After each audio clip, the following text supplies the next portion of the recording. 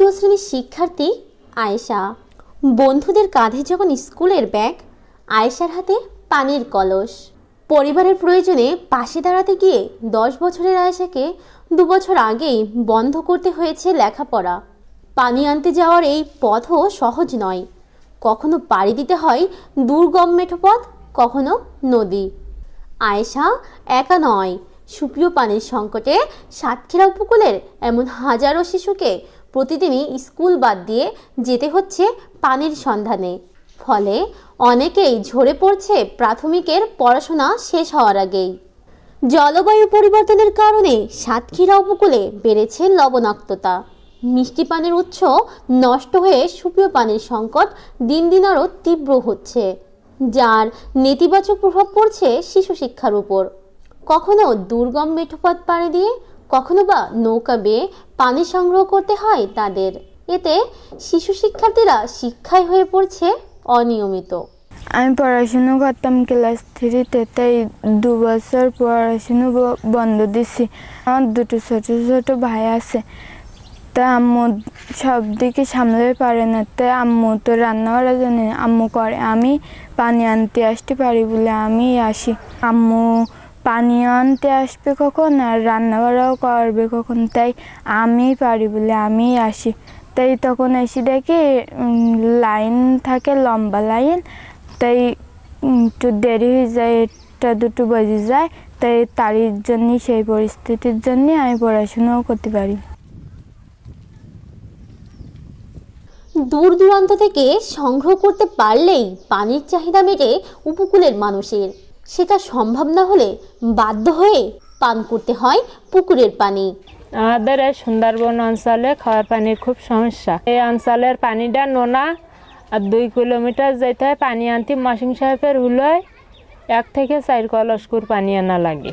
সংসারে রান্না বাড়া খাওয়া দাওয়াতে গেলে আমার পানি আনা হয় না, মেয়ে যায়, তাতে মেয়ের স্কুলের টাইম ওভার হয়ে যায়।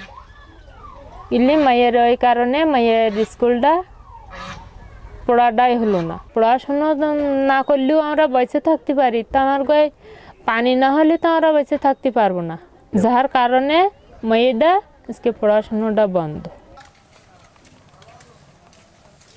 সুপ্রিয় পানি কিনতে হলে আয়েরও একটি বড় অংশ ব্যয় করতে হবে উপকূলের পরিবারগুলোকে। অনেকেরই নেই সে সামর্থ্য। অন্যদিকে বিনামূল্যে পানি সংগ্রহে ব্যয় হয় দিনের বড় একটা সময়। ফলে সন্তানকে স্কুলে না পাঠিয়ে পানি সংগ্রহ করতে পাঠাতে বাধ্য হচ্ছেন অনেক অভিভাবক। আমাদের বাচ্চাদের যাতে ঠিকমতো আমরা স্কুলে পাঠাতে পারি এবং তাদের যেন স্কুলটা টাইম মতো আমরা রান্না বান্না করে দিতে, যেমন সকালবেলা পানি নিয়ে যে আমাদের রান্না করে বাচ্চাদের টিফিন গোছানো, তাদের খাওয়াইয়ে পোশাক পাতি গোছাইয়ে দিতে হয়। মনে করেন 9টার দিকে তাদের স্কুল, আমাদের রান্নাবান্না করতে মনে করে না 8:30 পর্যন্ত বেজে যায়।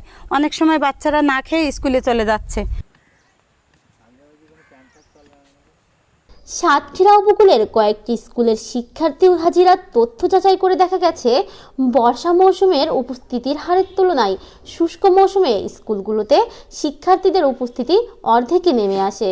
আমাদের এলাকায় সুপেয় পানির তীব্র সংকট রয়েছে এবং এই পানির সংকট যখন শুষ্ক দিন আসে তখন আমাদের পানির সংকটটা আরও তীব্র হয়। ফলে আমাদের যে ছাত্রছাত্রী আছে ও 4র্থ শ্রেণী বা 5ম শ্রেণীর ছাত্রছাত্রীরা, তারা তাদের পরিবারের পানির সংকট মোকাবেলার জন্য তারা বিভিন্ন জায়গায় পানি আনতে যায়।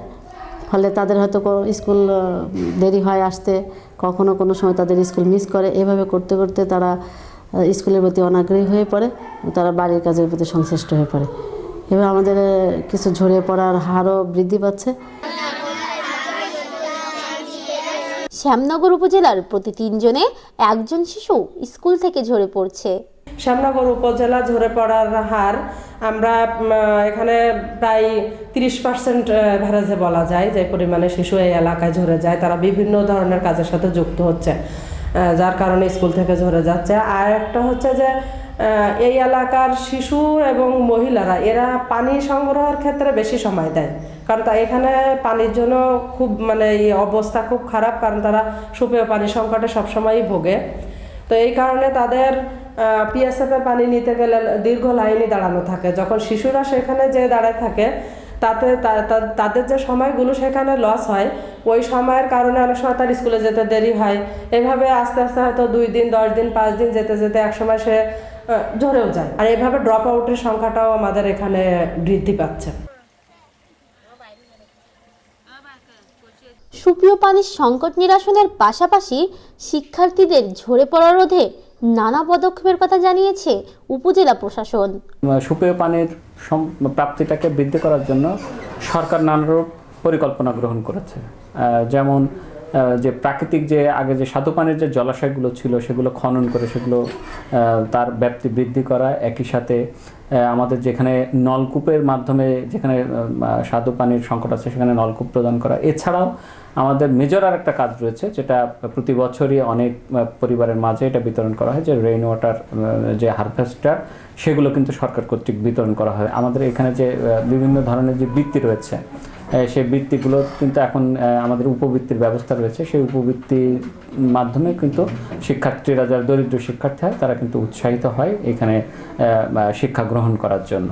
আর এছাড়াও কিন্তু শিক্ষাকে সুন্দরভাবে উপস্থাপন করার জন্য যাতে তারা যেন ভয় না পায় এই জন্য কিন্তু শিক্ষাক্রমও চেঞ্জ করা হয়েছে, শিক্ষার্থী নির্ভর, এবং সেই অনুযায়ী কিন্তু পড়াশোনা করছে শিক্ষার্থীরা হেসে খেলে কিন্তু এখন স্কুলে যাচ্ছে। সংকট কমাতে এলাকাভিত্তিক পুকুর খনন, বৃষ্টির পানি সংরক্ষণ সহ নানা উদ্যোগের কথা বলছে সরকার, কিন্তু বাস্তবে এসব পরিকল্পনা কার্যকরের আগে আয়েশার মতো আরও অনেক শিশুর শিক্ষা জীবনী হয়তো পড়বে হুমকির মুখে।